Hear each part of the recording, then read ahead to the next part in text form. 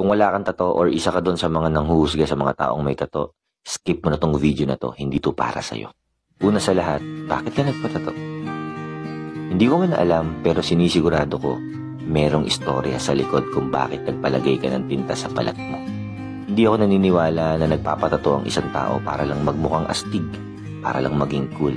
Naniniwala ako na may dahilan kung ba't ka nagpalagay ng tato. Posibleng simbolo ng pag-ibig, simbolo ng mga pagsubok na pinagdaanan mo, simbolo ng pagiging matatag, o kaya naman, simbolo ng pagkabigo.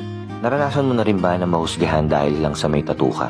Yung tipong hindi ka matanggap sa trabaho na kaya mo namang gampanan at maaaring mas magaling ka pa nga dun sa ibang tao, pero hindi ka matanggap-tanggap dahil lang sa tattoo mo.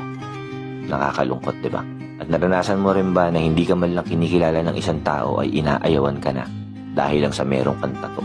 Kesyo masamang tao, ex-convict, addict, hindi gagawa ng mabuti, madumi, matungis, kung ano-ano pang panghusga.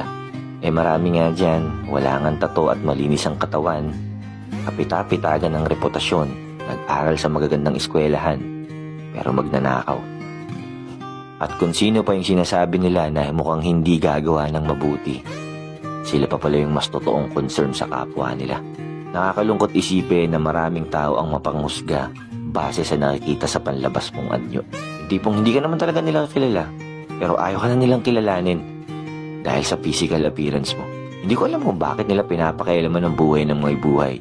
Hindi naman nila pera yung ginamit para magpatato. Di ba nila nare-realize na sobrang iksi lang ng buhay para ilaan pa nila yung atensyon nila sa buhay ng ibang tao? Ang tanong, sino ang nagkakasala? Yung mga taong may tato na wala namang ginagawa?